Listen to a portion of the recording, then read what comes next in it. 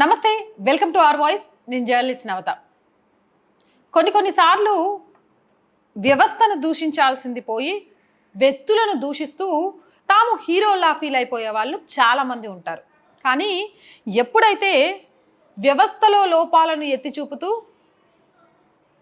మాట్లాడగలుగుతారో వాళ్ళే విజ్ఞత కలిగిన మనుషులుగా ప్రూవ్ చేసుకుంటూ ఉంటారు.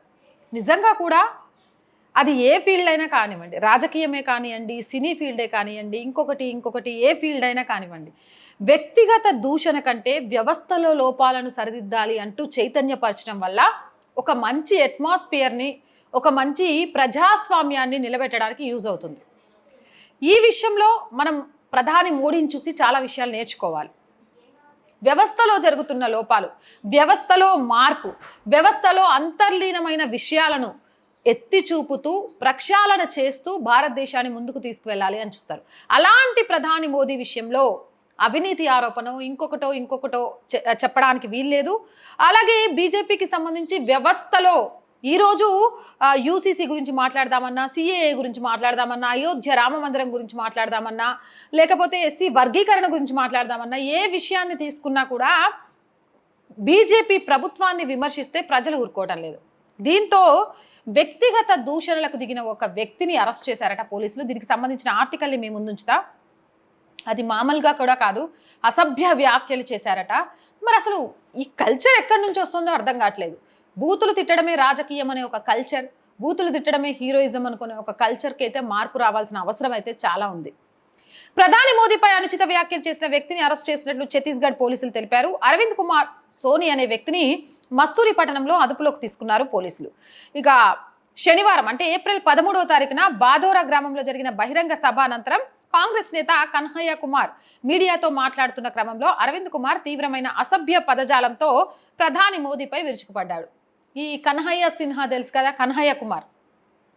ఈ కన్హయ్య కుమార్ని చూసినాక చాలా మంది కూడా ఇక మోదీని తిడితే హీరోలు అయిపోతాం అనుకుంటాను.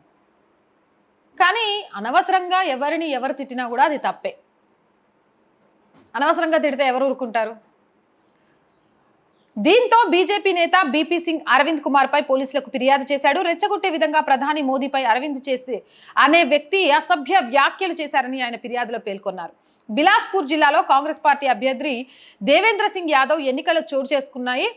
దాంట్లో ప్రచారంలో భాగంగా కన్హయ్య కుమార్ పాల్గొన్నారు. ఈ ఘటన అక్కడ జరిగింది. మొత్తం 11 లోక్సభ స్థానాలున్న ఛత్తీస్గఢ్లో ఏప్రిల్ 19 నుంచి మే 7 వరకు 3 దశల్లో లోక్సభ ఎన్నికల పోలింగ్ జరగనుంది. దేవేంద్ర సింగ్ యాదవ్ బిలాయ్ నుంచి Congress party sitting MLA BJP అభ్యర్థి టోకెన్ సాహుకు వ్యతిరేకంగా కాంగ్రెస్ పార్టీ దేవేంద్ర సింగ్ను బరిలోకి దింపింది. మే 19 నుంచి ఏప్రిల్ 7 వరకు కూడా ఛత్తీస్గఢ్లో ఎన్నికలు జరగబోతున్నాయి. మొత్తం 11 స్థానాల్లో లోక్సభ ఎన్నికలు జరుగుతున్నాయి. ఈ నేపథ్యంలో ఎన్నికల ప్రచారంలో పాల్గొంటూ మాట్లాడుతున్న సమయంలో ఆ వ్యక్తి అసభ్యకర పదజాలంతో మోదీపై విరుచుకుపడ్డాడు. ఈ నేపథ్యంలో కేసు ఫైల్ చేయడం జరిగింది. దీంతో ఛత్తీస్గఢ్లో కూడా 11 స్థానాల్లో బీజేపీ పాగా వేయడానికి ఈజీ అవకాశం కల్పించిన వాళ్ళు అవుతారు. అదేలా మోదీని తిడితే బీజేపీ గెలిచిపోద్దా? ఈ సూత్రం ఏంది అని అంటే, ఈరోజు మొత్తం దేశమే కాదు ప్రపంచం మొత్తం ఒకే నేత వైపు చూస్తోంది. ప్రపంచ దేశాలలో కూడా ఏమైనా జరిగితే ఆ నేత ఏం మాట్లాడతాడు దాన్ని బట్టి నెక్స్ట్ యాక్షన్ ప్లాన్ చేయాలి అన్నట్టుగా ఆలోచిస్తున్నారు. అదే ప్రధాని నరేంద్ర మోదీ. పార్టీకి అతీతంగా మోడీ ఫ్యాన్ ఫాలోయింగ్ని తెచ్చుకున్నారు. హైయెస్ట్ ప్రపంచంలోనే అత్యధిక ఫ్యాన్ ఫాలోయింగ్ ఉన్న నేత ఎవరైనా ఉన్నారు అంటే అది భారత ప్రధాని నరేంద్ర మోడీ. ఈ నేపథ్యంలో నరేంద్ర మోడీకి సంబంధించి అసభ్య పదజాలంతో కాంగ్రెస్ పార్టీ మీటింగ్లో కాంగ్రెస్ పార్టీ అభ్యర్థుల సమక్షంలో మాట్లాడినా కూడా కాంగ్రెస్ పార్టీ నేతలు ఖండించలేదు అంటే ఖచ్చితంగా మోడీని అభిమానించే వాళ్ళంతా కూడా కాంగ్రెస్కి వ్యతిరేకంగా మారిపోతారు. ఇంకొకటి ఏంటి అంటే, పార్టీలకు అతీతంగా ఫ్యాన్ ఫాలోయింగ్ ఉన్న నేత మోడీ. అది బీఆర్ఎస్లో ఉండనియండి, కాంగ్రెస్లోనే ఉండనియండి, టీఎంసీలో ఉండనియండి, డిఎంకేలోనే ఉండనియండి, అన్నా డిఎంకేలోనే ఉండని, ఆఖరికి ఎంఐఎంలోనే ఉండనియండి.